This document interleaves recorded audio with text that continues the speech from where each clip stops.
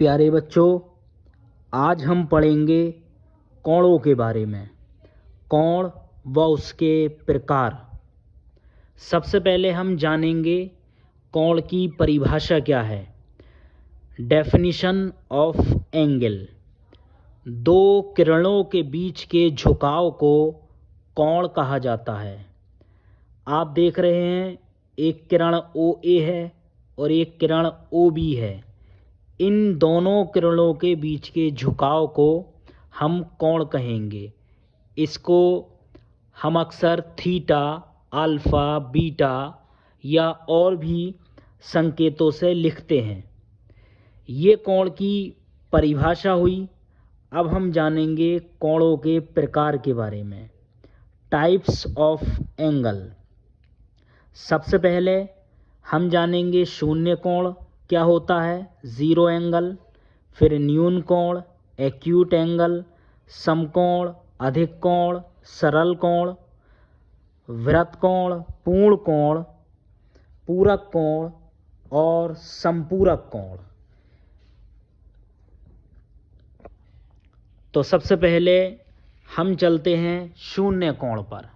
शून्य कोण या ज़ीरो एंगल वे कोण जिसका मान 0 डिग्री होता है उसको हम शून्य कोण कहते हैं। यहाँ एक किरण के ऊपर दूसरी किरण है और इन दोनों के बीच में जो झुकाव है उसका जो मान है वो 0 अंश है या 0 डिग्री है। तो ऐसे कोण को हम शून्य कोण या ज़ीरो एंगल कहते हैं। इसके बाद हम आगे बढ़ेंगे और पढ़ेंगे न्यून कोण के बारे में। वह कोण जिसका मान 0 डिग्री से 90 डिग्री के बीच होता है उसको हम न्यून कोण कहते हैं। यहाँ आपका थीटा का जो मान है वो 0 डिग्री से बड़ा है और 90 डिग्री से छोटा है। 0 और 90 के बीच के कोण को हम न्यून कोण कहेंगे। न्यून कोण के बाद में हम पढ़ेंगे समकोण के बारे में। समकोण, राइट एंगल, वह कोण जिसका मान 90 डिग्री के बराबर हो, थीटा बराबर 90 डिग्री, तो उस कोण को हम समकोण कहते हैं। यहाँ इस बात का ध्यान रखना है कि 0 डिग्री अगर कोण का मान होगा तो उसको शून्य कोण कहेंगे। 90 डिग्री अगर उसका मान होगा तो उसको समकोण कहेंगे। 0 से बड़ा और 90 से छोटा होगा तो उस कोण को न्यून कोण कहेंगे। अब समकोण से आगे बढ़ते हुए हम चलते हैं अधिक कोण पर। वह कोण जिसका मान 90 डिग्री से 180 डिग्री के बीच होता है, या आप यूँ कह लें वह कोण जिसका मान 90 डिग्री से बड़ा हो और 180 डिग्री से छोटा हो, उसको हम अधिक कोण कहते हैं।